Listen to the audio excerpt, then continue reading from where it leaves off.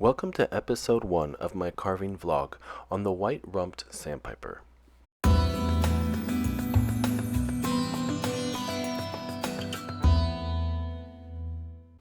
In this vlog and future vlogs, I'll be going through the process of how I carve each of my bird carvings and the stories behind them.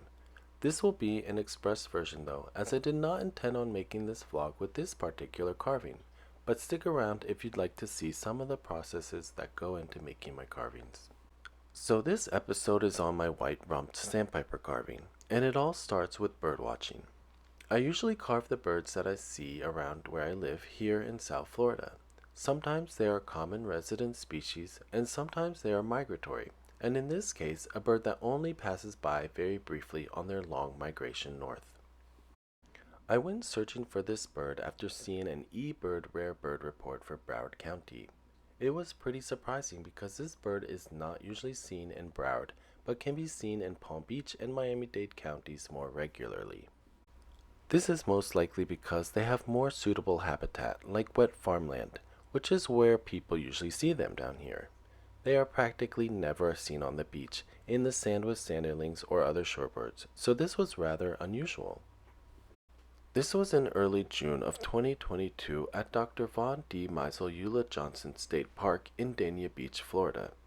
This state park is right next to the cruise port and also close to the airport, so it can be pretty noisy with the planes coming and going. There was also a lot of sargassum seaweed this week, which had accumulated in this particular area at the northern end of the park where they have the rocky jetties. It smelled pretty bad. Here is the white-rumped sandpiper. It's feeding alongside other shorebirds, mainly semi-palmated plovers and semi-palmated sandpipers.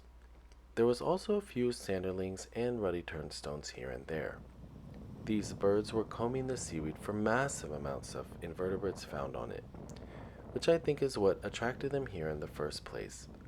There was lots of tiny flies and probably their larvae feeding on the decomposing sargassum, but also shrimp and a variety of other tiny crustaceans that wash up with the sargassum, and also worms. There were 2 white-rumped sandpipers today, but there was more spotted earlier in the week. 7 at the most were reported on eBird. These shorebirds are pretty difficult to identify. At a quick glance, you can just see a small shorebird and would think maybe a semi-palmated sandpiper or western sandpiper, but those two are slightly smaller, as you can see when it's near this semi-palmated sandpiper. Another distinguishing feature that you can't see at the moment is its namesake white rump. This is only visible in flight when its very long primary feathers aren't covering them. But these long feathers do help in identification because they go further past the tip of the tail, which isn't so obvious in other peeps.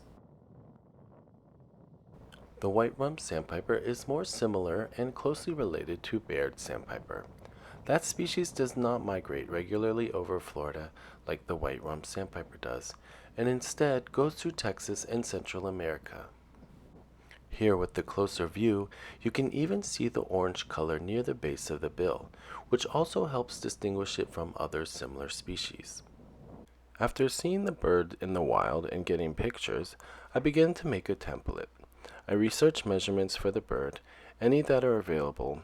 Usually that's their total length, culmen, wing, tarsus, and midtoe. I keep these measurements handy so that I can keep checking back during the carving process to make sure the bird is an appropriate size. Next, I place the template on a suitable piece of wood to cut it out. Depending on the size of the wood, I either use a scroll saw or a bandsaw to cut out the general shape of the template.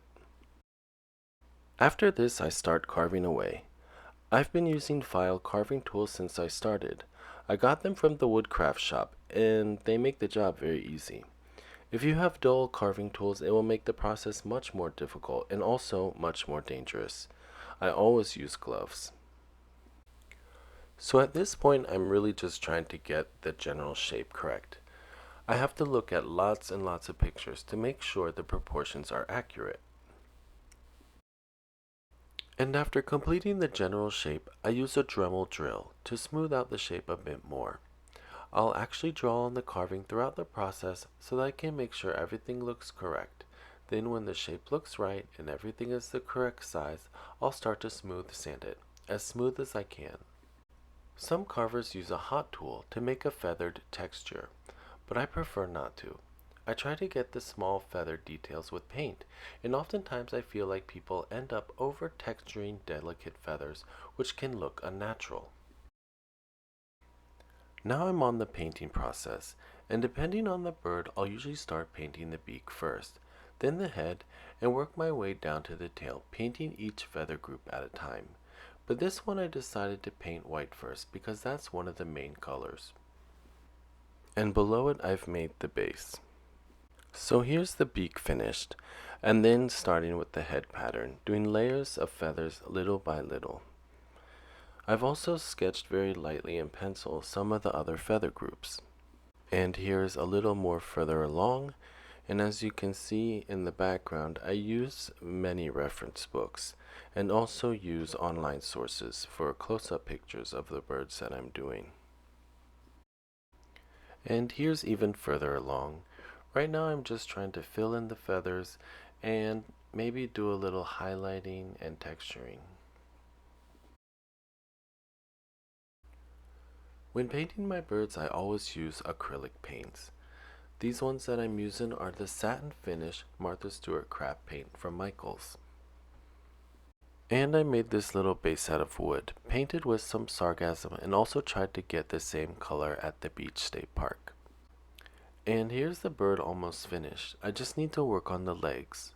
For the legs and feet I use wire, and then some tiny scrap wood or skinny pieces of wire for the nails. After I'm done building the legs and feet, I paint them, trying to match the natural color and scaled texture they have. Sometimes this process can take a few days. So this is the complete carving, and after this I will usually take it to the location which I saw the bird to photograph it. And now I'm headed to the beach. I also brought a semi-palmated sandpiper that I previously saw at this beach, so I could photograph them together. And here is the white-rumped sandpiper carving at the place where they were spotted, with the mounds of sargassum in the background. The real birds had already left at this point, continuing their journey to the Arctic. I think the sand and the sargassum of the base ended up matching pretty well.